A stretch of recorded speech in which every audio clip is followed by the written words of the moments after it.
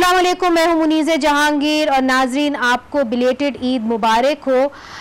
ईद के दौरान बाज़ारों के अंदर बहुत सा रश रहा, जिसको देख के वज़ीर आज़म के मावने ख़ुसूसी बराए सेहत डॉक्टर ज़फ़र मिर्ज़ा ने ऐलान किया कि ईद के बाद शायद लॉकडाउन को फिर से हमें इम्प्लीमेंट करना पड़े और उन्होंने कहा कि हुकूमत के पास और कोई चॉइस नहीं इसके अलावा कि लॉकडाउन फिर से लगाना पड़े। हमारे साथ हैं वज़ीर आज़म के मावने ख़ुसूसी बराए सेहत डॉक्टर ज़फ़र मिर्ज़ा, जो WHO में भी काम कर चुके हैं और हमें बताएंगे कि इस वक्त हुकूमत के इरादे क्या हैं। इसलिए चूँकि इस वक्त जो केसेस हैं कोविड-19 के वो 59,000 से ज़्यादा हो चुके हैं और अमवात जो हैं वो 1,220 से ज़्यादा हो चुकी हैं। हम इस वक्त कर्व के ऊपर जा रहे हैं और जैसे कि दिन गुजरते चले जा रहे हैं केसेस भी बढ़ते चले जा रहे हैं। डॉक्टर साहब, आपको बिलेटेड ईद मुबारक हो। जी, बहुत शुक्रिया मुनीज़े, मुझे अपने प्रोग्राम में दोबारा मदऊ करने के लिए। आपको भी गुज़श्ता ईद मुबारक। जो आपने अभी बात पूछी लॉकडाउन के बारे में, ये ईद के दूसरे दिन मैंने स्पेशली NCOC जाके ये प्रेस ब्रीफिंग की थी और वो करने की वजह ये थी कि जो हम देख रहे थे पुरहुजूम सड़कें और बाज़ार, तो उसमें मुझे ऐसे लगा कि जैसे लोगों का ये ख्याल था कि कोरोना वायरस अचानक ईद वाले दिन से गायब हो जाएगा कहीं और we are back to normal. तो मुझे फिर ये बात कहनी पड़ी। यकीनन गवर्नमेंट के पास ये चॉइसेस तो ऑब्वियसली हर तरह की हैं और यकीनन हम इसके ऊपर डेली बेसिस के ऊपर मॉनिटर भी करते हैं और आने वाले दिनों में उसी तज्ज़िये की बुनियाद के ऊपर फैसले भी करेंगे। लेकिन मैं यहाँ ये भी कहता चलूँ कि लॉकडाउन करने का फ़ैसला हमारे जैसे मुल्क में जिसकी मईशत जो है वो ऑलरेडी, हम एक लो मिडिल इनकम कंट्री हैं और ऑलरेडी जिस तरह की हमें हिट पड़ी है हमारी इकॉनमी के ऊपर, लोगों के रोज़गार के ऊपर, लॉकडाउन का करने का फ़ैसला कोई आसान फ़ैसला नहीं है। और इस सिलसिले में ज़ाहिर है कि बहुत सारे अवामिल को पेश नज़र रखना पड़ेगा। लेकिन जिस तरह हमने मस्जिद के जब SOPs जारी किए थे तो वो 20 नुकात पे मबनी SOPs थे, जिसमें आखिरी जो उसकी शिक थी वो ये थी कि अगर पहले 19 जो हैं उनके ऊपर सही तरीके से अमल नहीं होगा तो फिर हुकूमत के पास ये गुंजाइश रहेगी कि वो मसाजिद को बंद भी कर सकती है। गो कि इसकी बहुत ज़्यादा अमल इसके ऊपर ना हुआ। लेकिन द पॉइंट इज़ कि गवर्नमेंट ज़ाहिर है कि बहुत सारी चीज़ों को उसे बैलेंस करना होता है और बहुत नाजुक ये फ़ैसले हैं जिनकी इम्प्लिकेशंस बड़ी गहरी हैं, लोगों की ज़िंदगियों के ऊपर भी, मईशत के ऊपर भी और बीमारी के ऊपर भी। तो ये वो बैलेंसिंग एक्ट है कि जिससे हम निपट रहे हैं पिछले कई महीनों से। जी नहीं, दुरुस्त, आप हेल्थ सेक्टर से मुंसलिक रहे हैं, इसलिए आपकी जो तरजीह होगी वो लोगों की सेहत ही होगी। अब देखिए, आज ही एक खबर आई है जिसके जहां कहा जा रहा है कि हयाताबाद मेडिकल कॉम्प्लेक्स, जो बहुत बड़ा मेडिकल कॉम्प्लेक्स है पेशावर में, वहां पे बेड्स की कमी हो गई है। इसके नतीजे के अंदर जो कोविड-19 के पेशेंट्स हैं वो इससे ज़्यादा नहीं ले रहे। फिर हमने देखा है कि कुछ प्राइवेट हॉस्पिटल्स एसोसिएशंस हैं, उन्होंने भी कहा है सिंध के अंदर कि जी हम मज़ीद कोविड-19 के पेशेंट्स नहीं ले रहे। अब मसला ये है कि अगर आप लॉकडाउन नहीं लगाते तो आपको भी पता है कि शायद हमारे हेल्थ सेक्टर में वो सकत ही नहीं है कि जो आफत आने लगी है उससे वो लड़ पाए।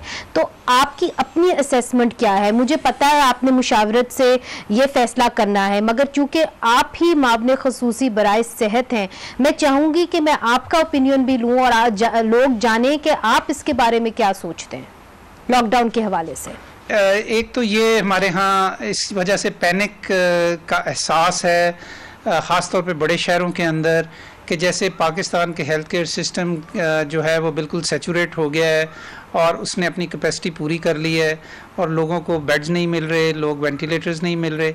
ये तासुर जो है ये बुनियादी तौर पे कुछ अस्पतालों में कुछ मिसालें शायद इसकी हों, लेकिन ये अगर हम अदाद-ओ-शुमार देखें तो उनको सामने रखें तो ये सूरत हाल के बिल्कुल बरअक्स है।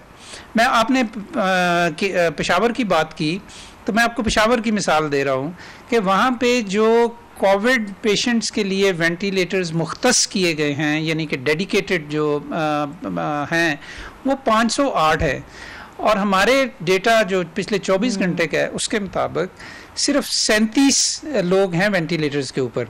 लेकिन जाहिर है कि ये सूबाई सतह का डेटा है। इशू ये है कि हम लोगों को मैनेज करने की ज़रूरत है कि पेशेंट्स को डायरेक्ट करें उन जगहों के ऊपर कि जहाँ पे अनयूज्ड फैसिलिटीज़ पड़ी हैं, बजाय इसके कि हर शख्स पेशावर आना चाहता है और पेशावर के सबसे बड़े अस्पताल में आगे दाखिल होना चाहता है। हमारा प्रॉब्लम ये है, हमारी साइकी ये है। मैं आपकी बात समझ गई हूँ, ठीक जी। पाकिस्तान में लोगों की साइकी है कि हम टर्शरी लेवल हॉस्पिटल्स में जाना चाहते हैं और इस बात को जमानत समझते हैं इस चीज़ की कि वहाँ पे हमें सबसे बेहतर जो है ना वो मिलेगी। उसके लिए सिफारिशें करवाते हैं, उसके लिए हम हर तरह के हरबे इस्तेमाल करते हैं। ये अगर एटीट्यूड ठीक नहीं होगा, मेरे पास है जी जी जी जी मैं आपकी बात समझ गई हूँ। आपने बड़ी अहम बात की है और आपने बड़ा इंपॉर्टेंट मैसेज दिया है। डॉक्टर साहब, एक और चीज़, मैं जिस तरह आपकी बात समझी हूँ, आप इसके ऊपर गौर फिक्र कर रहे हैं कि हम फिर से लॉकडाउन कर सकते हैं, यानी अगले हफ्ते फिर से एक लॉकडाउन पाकिस्तान देख सकता है। मैं सही कह रही हूँ? जी, सारी ऑप्शंस ओपन है बिल्कुल। अगर लोग हमारे SOPs के ऊपर अमल नहीं करेंगे तो जाहिर है कि हुकूमत बैठी तो नहीं रहेगी, उसने तो फैसले करने हैं।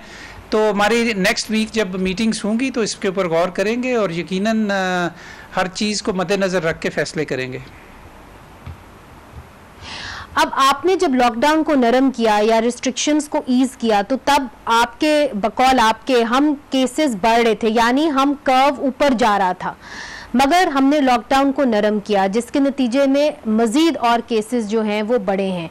अब सवाल ये है कि जब फवाद चौधरी साहब जो federal minister for science and technology हैं कह चुके हैं कि जी हर्ड इम्यूनिटी अभी तक प्रूव नहीं हुई, ये ख़तरनाक हो सकती है, और इसके ऊपर आर्टिकल्स भी शाया हो चुके हैं, एक्सपर्ट्स भी कह चुके हैं कि हर्ड इम्यूनिटी एक ख़तरनाक चीज़ हो सकती है कई ममालिक के लिए। ख़ासतौर पर उन्होंने पाकिस्तान का एग्जाम्पल दिया कि अगर आपने हर्ड इम्यूनिटी के तहत आगे बढ़ना है, यानी कि ये वबा तमाम लोगों के अंदर फैल जाए, तब हर्ड इम्यूनिटी बने, तो उसके लिए 148 मिलियन पाकिस्तानीज के अंदर ये फैलना जरूरी है। तो ये काफी खतरनाक बात है। इस वक्त हुकूमत जो है वो उसकी स्ट्रैटेजी क्या है? क्या आप यकीन करते हैं हर्ड इम्यूनिटी के अंदर या नहीं? आपने क्या सोच के लॉकडाउन को नरम किया? पहली बात यह है कि आपके सवाल में ये एजम्पशन है कि गवर्नमेंट जो है वो हर्ड इम्यूनिटी की पॉलिसी अपनाए हुए है। पहली बात तो ये है कि मैं इस तासर को बिल्कुल इसकी तस्हीह करना चाहता हूँ। गवर्नमेंट की पॉलिसी कतन ये नहीं है कि पाकिस्तान में लोग हर्ड इम्यूनिटी के ज़रिए महफूज हो जाएं, बिल्कुल ऐसा नहीं है। लेकिन अगर आप ये दलील देना चाहें कि चूँकि हमने जब केसेस बढ़ रहे थे साथ ही लॉकडाउन को ईज भी किया, तो शायद इम्प्लिसिटली हम ये चाह रहे हैं कि हर्ड इम्यूनिटी हो जाए, ये तासुर भी गलत है। उसकी मैं वजह आपको बताता हूँ। वजह उसकी ये है कि पाकिस्तान में देखें, जब आप गवर्नमेंट के अंदर होते हैं ना, तो आपको सिर्फ एक टनल व्यू नहीं लेना होता चीज़ों का, आपको एक होलिस्टिक व्यू लेना होता है। आपको एक जामे अंदाज में देखना होता है कि आपकी हकायक क्या हैं, आपकी ग्राउंड रियलिटीज़ क्या हैं, और लोगों के लिए निस्बतन क्या चीज़ ज़्यादा इम्पॉर्टेंट है। अब देखिए, पाकिस्तान में एक अंदाजे के मुताबिक जो डेली वेजर्स हैं उनके डिपेंडेंट्स को भी अगर हम शामिल कर लें तो ये 13-14 करोड़ लोगों की हम बात कर रहे हैं पाकिस्तान में। और अगर उनको हम लॉकडाउन के ज़रिए घरों में बंद कर दें तो आप मुझे ये बताइए यूजिंग सिंपल लॉजिक कि कितनी देर तक आप उनको घरों में बंद कर सकते हैं ऐसे लोगों को कि जिन्होंने उस दिन कमाना है और उस दिन खाना है। कि don't make this into a battle between getting to the people who need ration and controlling the virus. वो कहते हैं कि बांग्लादेश क्या गरीब मुल्क नहीं है, हिंदुस्तान क्या गरीब मुल्क नहीं है, क्या वहाँ पे लॉकडाउन्स नहीं हुए, ये सवाल किया जाता है। मगर ये डिबेट अब पुरानी भी हो चुकी है। जो इम्पोर्टेंट सवाल डॉक्टर साहब आपसे है वो ये है कि आपने टेस्टिंग के ऊपर जोर दिया था। आपने कहा, और मुझे आपने इंटरव्यू दिया जहां आपने ये कहा भी, और फिर आपने ट्वीट भी किया अप्रैल 7 को, और आपने कहा कि हम अपनी टेस्टिंग कैपेसिटी को 20,000 तक बढ़ा देंगे। मगर अभी तक जितने भी टेस्ट हुए हैं ये 15 से 16,000 से ज़्यादा या 17,000 से ज़्यादा टेस्ट नहीं हुए हैं। इसकी क्या वजह है? जी, इसकी मल्टीपल वजूहात है। पहली बात ये कि बिल्कुल I stand by what I said, वो एक एस्पिरेशनल नंबर था और हम चाहते थे कि ये हो, अभी भी चाहते हैं कि ये हो, बल्कि अब तो हम ये चाहते हैं कि 20,000 से भी 5-10 हज़ार ज़्यादा हो। क्यों नहीं हो सका? इसलिए नहीं हो सका जी कि चंद एक अगर मैं आपको वजूहात उसकी बताऊं तो वो ये है जी कि हमारे यहाँ जो लैब्स जिस तेज़ी से हमने बनाई, उसके अंदर ट्रेंड अमला जिस तेज़ी से हमने वहाँ पे मुतय्यन किया, और फिर उसके अलावा जो हमने टेस्टिंग की स्ट्रेटजी अपनाई और उस पर जिस कदर अमल हो सका, मतलब स्ट्रेटजी तो ठीक थी लेकिन उसके ऊपर जिस कदर अमल हो सका, और फिर उसके बाद ये कि डेटा के मतलब जो हमारा हम जो डेटा बेस यूज़ कर रहे हैं उसके अंदर रिपोर्टिंग के मसाइल थे, और इन तमाम चीज़ों का जो मजमूई असर हुआ वो ये था कि हाँ, एक चीज़ और मैं ऐड कर दूं कि मुख्तलिफ सूबों में किसी हद तक मुख्तलिफ हिकमत अमली भी थी। जब हमने 24 अप्रैल को अपनी TTQ स्ट्रेटजी लॉन्च की तो हमारी तवक्को ये थी कि उसको बहुत पजीराई मिलेगी, उसको बहुत यानी स्ट्रॉन्गली हमारे जो सूबाई हुकूमतें हैं उसको अपना लेंगी, और उसमें आइडिया ये था कि जो भी आपका नॉन पॉजिटिव केस है उसके कॉन्टैक्ट्स आप ट्रेस करके उनके टेस्ट्स करेंगे और उनमें से जो पॉजिटिव होंगे, ठीक उसी स्ट्रेटजी का एक हिस्सा ये भी था कि हम ब्लॉक टेस्टिंग भी करेंगे, पूल टेस्टिंग भी करेंगे। वो जो तवक्कुआत थी वो उस तरह पूरी ना हो सकी, उसके यकीनन वजूहात हैं, मैं उनमें नहीं जाना चाहता, लेकिन यकीनन प्लानिंग ऐसे ही थी, वो पूरी नहीं हो सकी। हर प्लान का ऑब्जेक्टिव आप नहीं अचीव कर सकते, तब हमारी कोशिश जारी है। हमें बहुत तशवीश है कि ईद के दौरान हमारा फिर नंबर गिर गया है टेस्ट्स का। अभी जो है हमारा जो टेस्ट्स पिछले 24 घंटे में वो तकरीबन 8,000 समथिंग है, हम कहाँ 15,000 से तक पहुँच गए थे। हमारी कोशिश अब भी यही है कि हम इसको टेस्ट को बढ़ाएं। अब मैं आपके सवाल के दूसरी जानिब आता हूँ। वो आपने ये कहा कि गवर्नमेंट की फिर पॉलिसी है क्या। देखें, हमारे पास दैट इज इम्पोर्टेंट जी, जिसे कहते हैं ना, अगर मैं ये लफ्ज़ इस्तेमाल करूं और अगर उसे सही मानों में आप समझ सकें, क्राइसिस ऑफ ऑप्शंस। हमारे पास ऑप्शंस का बहरान है। आप बड़ा मुश्किल है ये कह देना जी कि आप ये चीज़ कर लें और ये ना करें। 1000 दलीलें इस चीज़ के लिए हैं और 2000 दलीलें दूसरी चीज़ के लिए हैं। तो इसलिए हमने जो ये फैसले किए वो होलिस्टिक अप्रोच यूज़ करते हुए किए, लेकिन उसमें हमारा ये ख्याल ये है और अब भी है कि SOPs को की हम तरवीज करेंगे। शायद हमारी स्ट्रेटजी ठीक नहीं, शायद लोग उसको सही तरीके से समझ नहीं रहे, शायद हमें उसको सिंप्लीफाई करने की ज़रूरत है। कोई 4-5 शायद हमें की मैसेजेस सिर्फ देने की ज़रूरत है कि जी इन चीज़ों के ऊपर सिर्फ अमल करें, ज़्यादा आप पेचीदगी में ना जाएं। शायद हमें ये भी करने की ज़रूरत है कि हम इलाकाई ज़ुबानों में ग्राउंड पे जाके तो अपनी कम्युनिकेशन स्ट्रेटजी को चेंज करें। और इसके साथ साथ जो बहुत इम्पॉर्टेंट चीज़ है वो वही है, ट्रेसिंग, टेस्टिंग एंड क्वारंटाइन की जो स्ट्रेटजी है वो हमें एक्चुअली अलाउ करेगी कि हम लॉकडाउन को एक यानी लॉजिकली ईज आउट कर सके। वजह उसकी क्या है? वजह उसकी ये है कि बेसिकली आपको ट्रेसिंग, टेस्टिंग और क्वारंटाइन की जो स्ट्रेटजी है वो अनेबल करती है, वो आपको इस काबिल बनाती है कि आप उन जगहों को कि जहाँ पे आपके पास बहुत ज़्यादा केसेस आइडेंटिफाई होते हैं कॉन्टैक्ट ट्रेसिंग के बाद, उनको आप कॉर्डन ऑफ कर दें, उनको आप लॉकडाउन कर दें। उसकी एक पूरी मेथोडोलॉजी होती है और वो उन हॉटस्पॉट्स को आप काबू करें और बाकी अननेसेसरी जगहों के ऊपर आपको फिर लॉकडाउन करने की जरूरत नहीं रहती।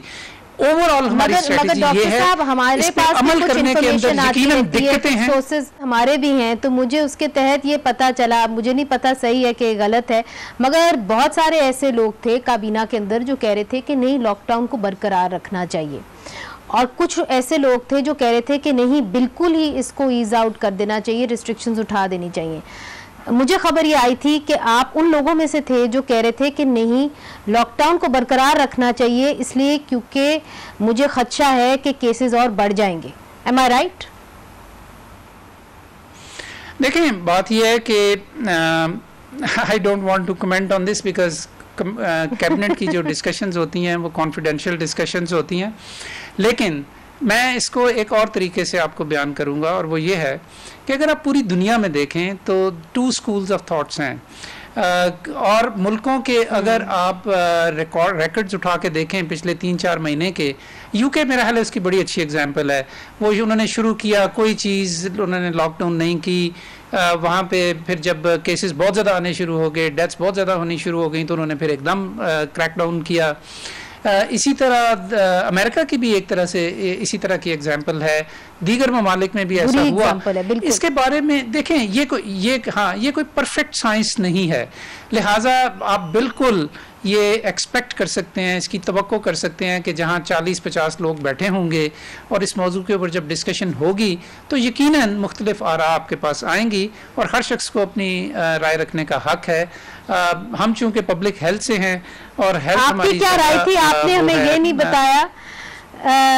तो डॉक्टर साहब इजाज़त दीजिए, इधर हम छोटा सा वक्फा लेते हैं, मगर इसके बाद हम आपसे ये भी पूछेंगे कि क्या वजह है कि खैबर पख्तूनख्वा में अमवात जो हैं वो ज़्यादा हुई हैं, क्या टेस्टिंग खैबर पख्तूनख्वा में ज़्यादा हो रही है, इसकी ये वजह है, और भी बहुत सारे दीगर सवाल पूछने के आगे चलते हुए इस वबा से कैसे पाकिस्तान ने लड़ना है, वक्फे के बाद।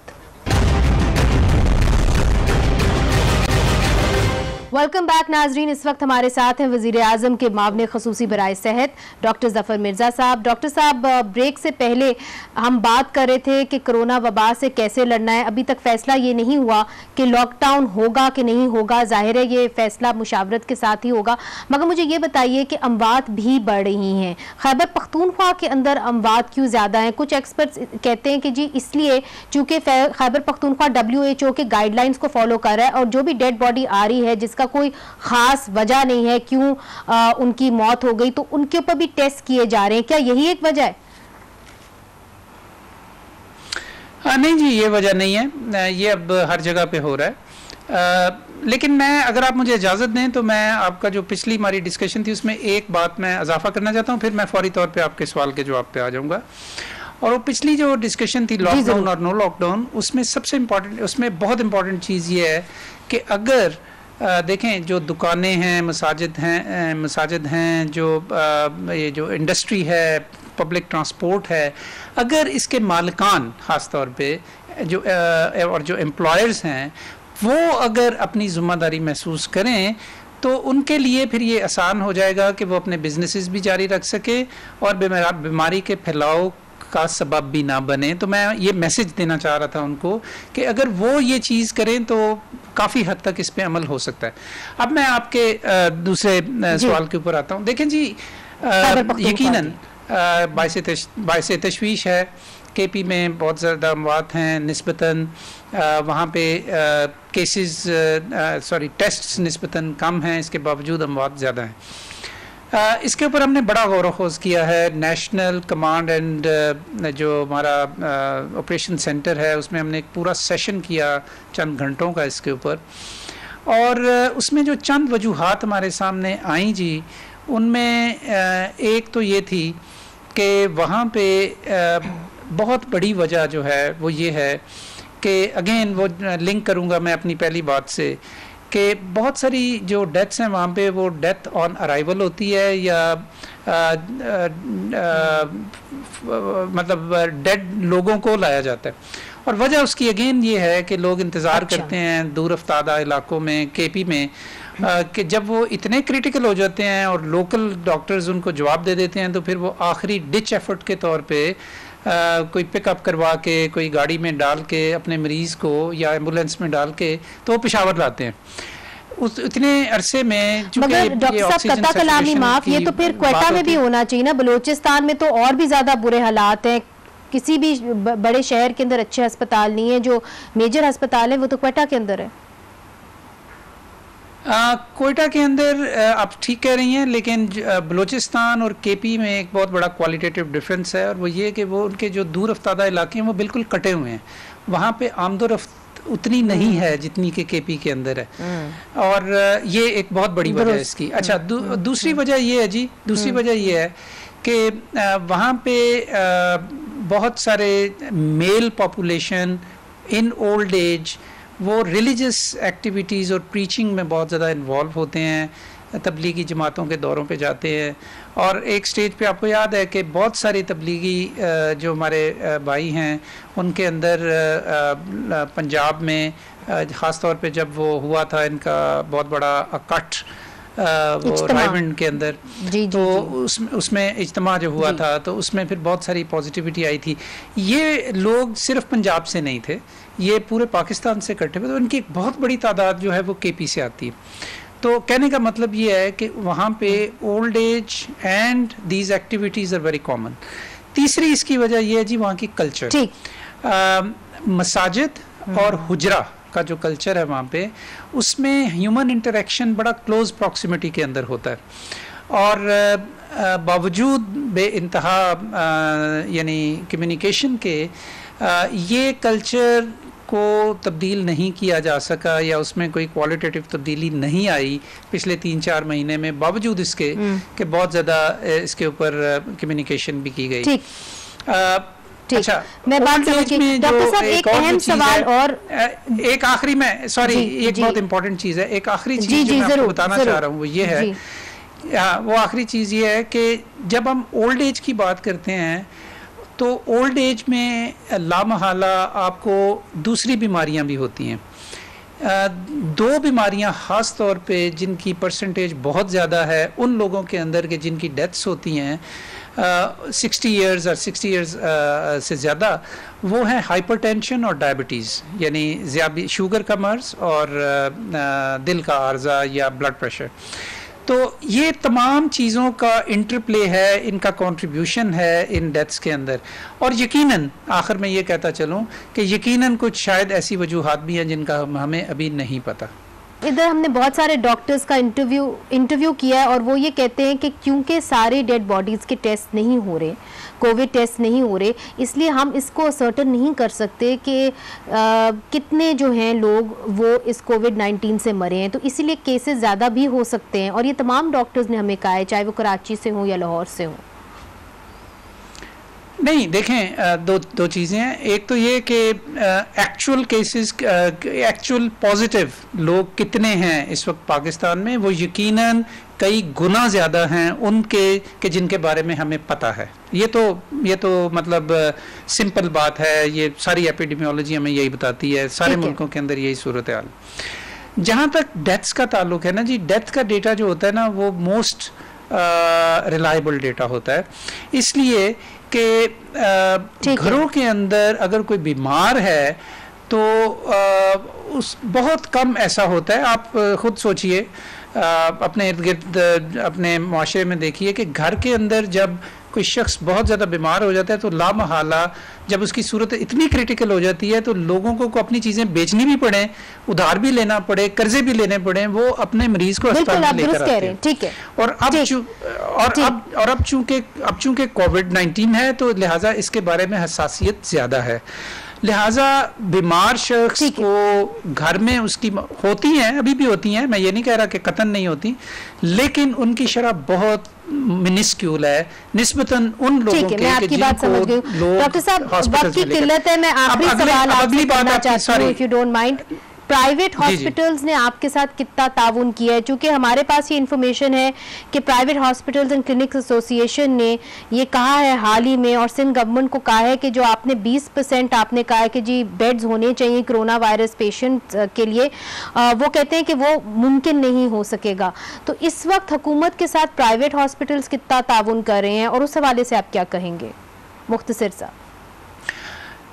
जी, मुख्तसरन ये है कि ऑब्वियसली गवर्नमेंट के लिए ज़रूरी है कि वो लेवरेज करे जो भी मुल्क के अंदर कैपेसिटी है, वो पब्लिक सेक्टर में है या प्राइवेट। ऑब्वियसली जब पब्लिक सेक्टर सैचुरेट हो जाएगा, अल्लाह ना करे कि ऐसा हो, तो प्राइवेट सेक्टर को हमें इंगेज करना पड़ेगा और उसके लिए अभी से तैयारी की ज़रूरत। उसमें सूबाई हुकूमतें अपने तौर पे प्राइवेट सेक्टर के साथ मुंसलिक हैं। मुझे मालूम है कि सिंध में उन्होंने बाकायदा उनके साथ एक MOU किया है।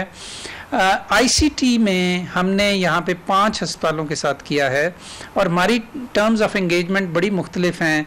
सिंध की निस्बत, इसी तरह केपी में भी हो रहा है और पेशावर में पंजाब में भी ये सोच रहे हैं। तो लामहला हमें इसको लेवरेज करना पड़ेगा।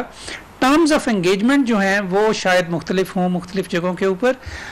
हमने जो यहाँ पे किया है जी वो ये है कि हमें तो उन्होंने वॉलंटरीली हमें बेड्स दिए हैं और उन्होंने ये भी कहा है कि अगर आप हमारे स्टाफ को ट्रेन कर दें, उनको पर्सनल प्रोटेक्शन इक्विपमेंट दें, तो हम आपके रेफर किए हुए पेशेंट से चार्ज भी नहीं करेंगे। हमारे साथ उनके ये MOUs हैं। आप इस्लामाबाद की बात कर रहे हैं?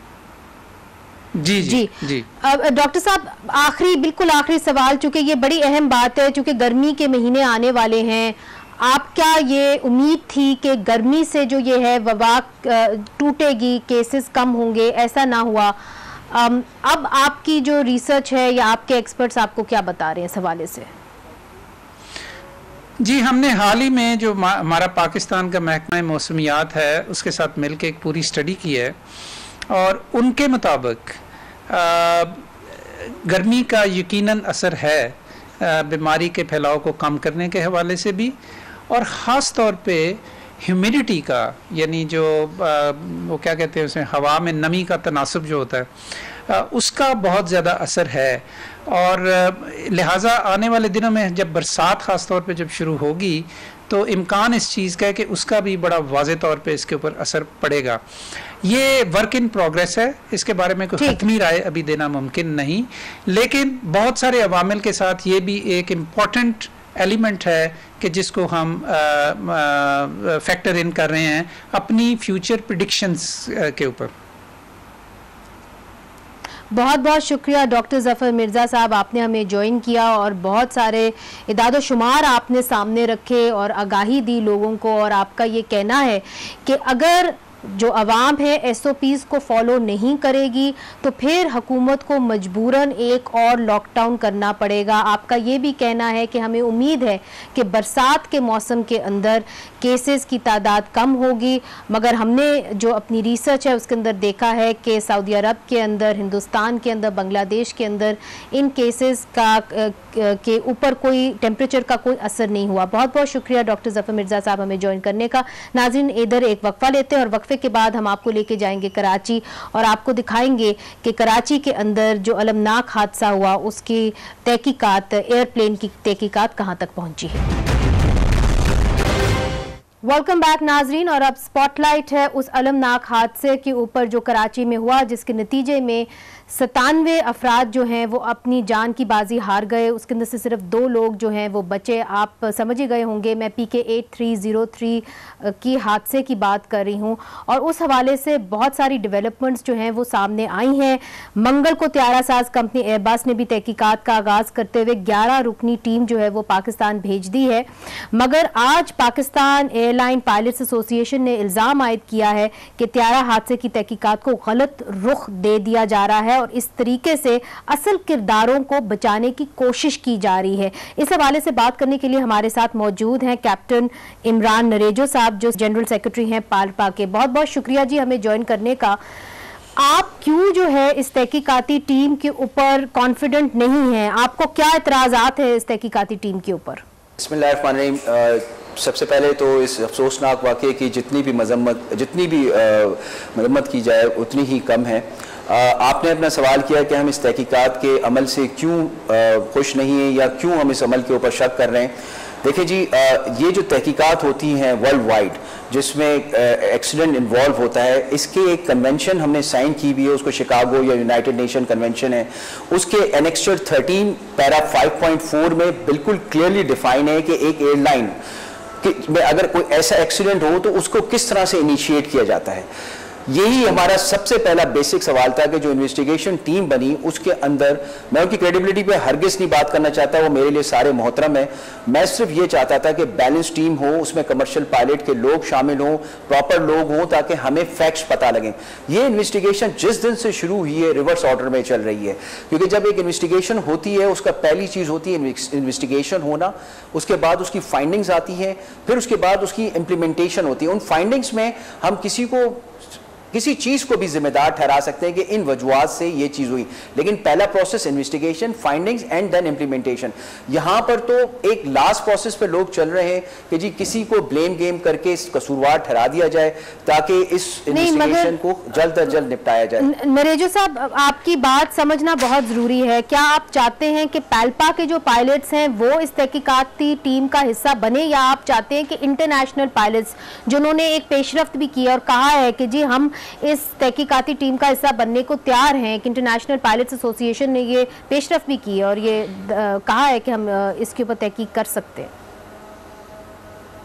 बिल्कुल, इंटरनेशनल पायलट एसोसिएशन का हम भी हिस्सा हैं और पाल्पा वो वाहिद बॉडी है इस पूरे पाकिस्तान के अंदर, कमर्शियल एयरलाइन के अंदर, जिसके पास इस चीज़ का एक्सपीरियंस मौजूद है, जो पाल्पा ही से गाइडलाइन लेती है और इसी तरह से ही जिस तरह से वो इंटरनेशनल इन्वेस्टिगेशन होती है उस प्रोसेस को समझती है और उस प्रोसेस का हिस्सा बन सकती है। हम भी स्टेक होल्डर हैं और पाल्पा 1956-1950 से रजिस्टर्ड मतलब एक बॉडी है जो कमर्शियल की, जो इस चीज़ को एयरलाइन को समझ के उसमें बहुत अच्छा किरदार अदा कर सकती थी, लेकिन जिस तरह से पाल्पा को साइडलाइन कर दिया गया हमें उसका बहुत ज़्यादा अफसोस है।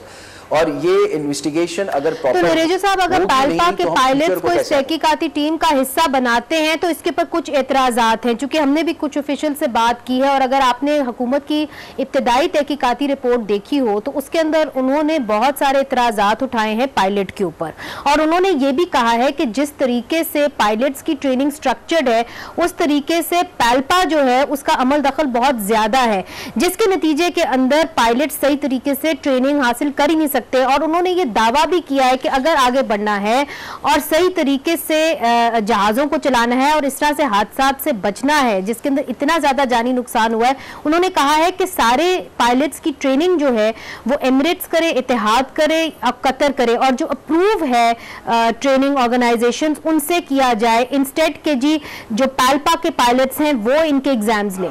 बहुत गलत बयान दिया है जिसने भी दिया है और गलत डायरेक्शन में लेके जा रहे हैं।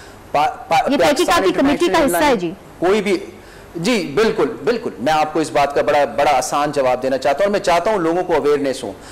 जितनी भी एयरलाइन पाकिस्तान के अंदर हैं उनकी मॉनिटरिंग करती है सिविल एविएशन अथॉरिटी, वो एक इंडिपेंडेंट इदारा है, उसके अंदर बहुत क्वालिफाइड लोग होते हैं। किसी भी जहाज के ऊपर कोई भी पायलट जब भी आता है सीए मॉनिटर चेक होता है। आज आप बात कर रहे हैं पीआईए पायलट्स के बारे में, भूल गए कि इस पीआईए ने एमिरेट्स को बनाया था। आज भूल गए कि दुनिया की कितनी एयरलाइन में हमारे पायलट्स आज भी फ्लाई कर रहे हैं, वहां तो ऐसा कुछ नहीं होता।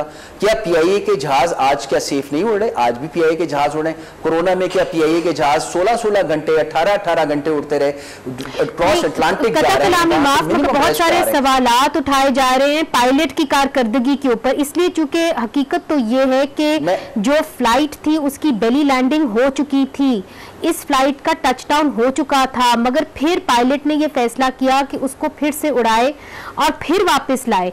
तो सवाल बहुत सारे लोग ये उठा रहे हैं कि अगर तभी वो क्रैश लैंडिंग कर देते तो शायद इतना बड़ा जानी नुकसान ना होता, इतना बड़ा सानिहा ना पेश आता। देखिए मैम, आपके अब दो क्वेश्चन हो गए। पहला क्वेश्चन आपने हमारी ट्रेनिंग और हमारे स्टैंडर्ड्स पे बात की थी, चले मैं उसको इस वक्त जवाब नहीं देता। अब आप बात करिए क्रैश के ऊपर। मैंने हमेशा पहले दिन से ही मौका पे इख्तियार किया हुआ है कि इस सिलसिले में बात करना बिल्कुल गलत होगा। जो लोग बात कर रहे हैं वो इन्फ्लुएंस करेंगे इस इन्वेस्टिगेशन के ऊपर। आपकी बात एक हद तक बिल्कुल सही है कि जो बताया गया है कि पहले इस जहाज की एक बैली टचडाउन हुआ या उसके इंजन टचडाउन हुए, उसके बाद वो गो अराउंड कर गया। अब ये तो एक ऐसी स्टेटमेंट है जो कुछ जराए से आ रही है, कोई चीज क्लियर तो नहीं है। कोई लोग कहते हैं कि बहुत स्पीड हाई थी, फिर कोई लोग कहते हैं कि वो टचडाउन किया, फिर वो ऊपर चला गया, कई मिनटों तक उड़ता रहा, फिर उसके बाद वो अल्लाह ताला खैर करे वो गिर गया। ये सारी जो है स्पेकुलेशंस हैं, प्लीज डोंट स्पेकुलेट। हमें अभी तक फैक्ट्स का पता ही नहीं है। फैक्ट्स क्या है किसी को अभी तक सही तरीके से नहीं पता। इन्वेस्टिगेशन तो अभी शुरू हुई है, एयरबस की टीम भी अभी आई है, वो एविडेंस कलेक्ट कर रही है। उसके बाद वो उसकी एक इन्वेस्टिगेशन के प्रोसेस में 6 मिनिमम टाइम जो अच्छे से अच्छे लोग लगाते हैं वो 1 साल का लगता है, उसके बाद जाके इन्वेस्टिगेशन कंप्लीट होती है। हमने तो कहा कि इन्वेस्टिगेशन को सही रुख पे रखें, इन्वेस्टिगेशन को प्रॉपर लोगों से कराएं और ये जो स्पेकुलेशन है इसको बंद करें ताकि हम फैक्ट्स को मालूम करके अपने फ्यूचर को सेव कर सकें। इससे ज्यादा हमारा कोई मुतालबा नहीं था। अब क्या डाइवर्जन हुई, जो मेरा आपने पहला सवाल किया, ट्रेनिंग ऑफ PIA पायलट्स। इस पाकिस्तान के अंदर पाकिस्तान इंटरनेशनल एयरलाइन के पायलट्स की ट्रेनिंग के ऊपर बिल्कुल गलत बयानी की जा रही है। हमारे सबसे अच्छे स्टैंडर्ड्स हैं, PIA के ट्रेनिंग डिपार्टमेंट की बात करें, हमारे स्टैंडर्ड्स को हर चीज को मॉनिटर किया जाता है। सिविलेशन के स्टैंडर्ड्स की बात करें, कोई किसी किस्म का भी वहां से कॉपरेशन नहीं होता, कोई किसी किस्म का कंप्रोमाइज नहीं होता स्टैंडर्ड्स के ऊपर। ये गलत बयानी है। मैं जब भी इसलिए बोलता हूं कि ये इस इन्वेस्टिगेशन का रुख मोड़ने की कोशिश की जा रही है। कैप्टन नरेजो साहब, एक आखिरी सवाल मैं आपसे करूंगी। इस तहकीकात के अमल के अंदर और नतीजे के अंदर जो भी रिपोर्ट शाया होगी, क्या वो पाल्पा को कबूल होगी कि नहीं होगी? जिन हालात से हम गुजर रहे हैं और जो चीजें हो रही हैं उसके बाद तो ये अवाम ही फैसला करेगी। पाल्पा तो अपना मौक़िफ़ बयान कर चुकी है और ये तो अब देखा जाएगा कि इस इन्वेस्टिगेशन को किस तरह से ये परस्यू करते हैं। ये कॉकपिट वॉइस रिकॉर्डर का ना मिलना, और अभी तो कई शवाहिद देखे जाएंगे और ये चेन ऑफ इवेंट होती है एक एक्सीडेंट की। ये एक चीज नहीं होती कि एक स्पीड हाई थी, गो राउंड कर गया और किस वजह से उसका टच डाउन हुआ। मगर जब आप कहते हैं कि बहुत सारे किरदारों को बचाने की कोशिश की जा रही है, इसका क्या मतलब हुआ? देखिए मैम, इस तरह तो ये आप कहना चाहती हैं, मैं हमेशा जब भी मेरे जो कहने का मतलब होता है एक चेंज, एक किसी लम्हे, ये एक एक्सीडेंट जो है ये एक गलती से नहीं हुआ, इसके पीछे क्या क्या चीजें शामिल होती हैं, एक पूरी की पूरी इवेंट देखी जाती है। तो मैं इसलिए बार बार कहता हूं कि आप प्रॉपर इन्वेस्टिगेशन करें और देखें, क्योंकि बचाने की नहीं, ये किसी चीज को धकेल के दूसरी तरफ ले जाने की कोशिश की जा रही है, इल्जाम तराशी की तरफ लेके जा रहे हैं। बहुत बहुत शुक्रिया कि आपने हमें ज्वाइन किया। और नाजरीन, पाल्पा का जो पॉइंट ऑफ व्यू है वो कैप्टन नरेजो हमारे सामने रख रहे थे और कह रहे थे कि पाल्पा जो है वो इस तहकीकात से बिल्कुल जो है वो मुतमईन नहीं है, नो कॉन्फिडेंस उन्होंने दिखा दिया है। और वो कहते हैं कि इस तहकीकात के नतीजे में जो भी रिपोर्ट आएगी उसके ऊपर इनको एतमाद नहीं है। हम चाहते हैं कि ये तहकीकात जो है वो साफ और शफाफ हो ताकि जो भी लवाहिकीन है कम अज कम उनको इंसाफ मिल सके। आज के लिए इजाजत दीजिए नाजरीन, खुदा हाफिज।